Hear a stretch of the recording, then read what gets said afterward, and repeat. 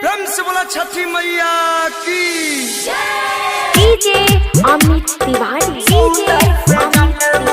Mix by Sujit Baba. कल है ननदो छठ के पूजन में छठी मैया दी है सुनर सजन में। कल है ननदो छठ के पूजन में छठी मैया दी है सुनर सजन में। मिल जाए खुशियाँ घर बायगन में हो मिल जाए खुशियाँ घर बायगन में। माना तू ननदो हमारी कहानी में। कल है ननदो छठ के पूजन में छठी मैया दी है सुंदर सजन में। कल है ननदो छठ के पूजन में छठी मैया दी है सुंदर सजन में।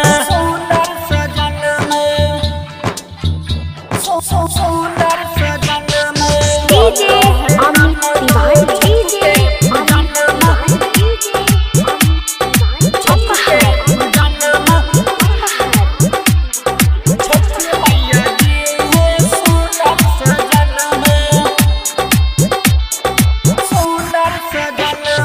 पटना के घाटे पे भीड़ बड़ होई।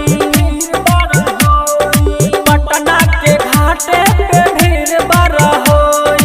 संघे में ननद हो चलल जाई। जय जय गूंजे धरती गगन में हो जय जय गूंजे धरती गगन में। पूजे लायल सारा जहान में।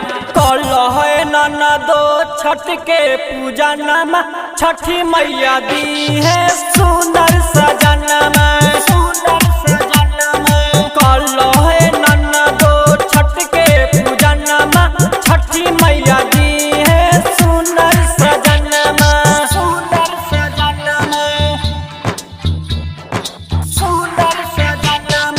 DJ Amit mix by Sujit Baba.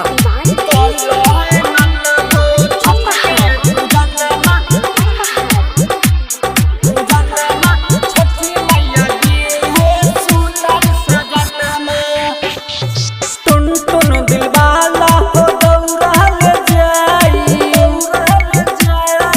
टुन टुन दिलवाला हो दौड़ल जाई। घाटे पे नारियल चढ़ावल जाई।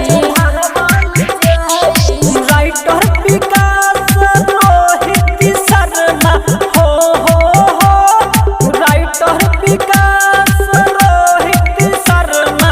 राम के जैसन मंगिहा सजन में।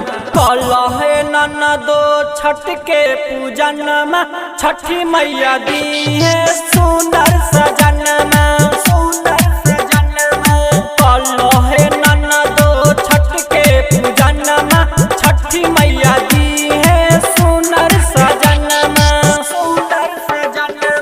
मिल जाए खुशियाँ घर बायगन में हो मिल जाए खुशियाँ घर बायगन में।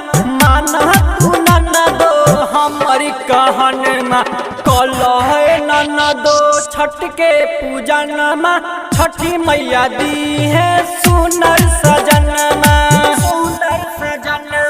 Jagdamba recording studio Motipur.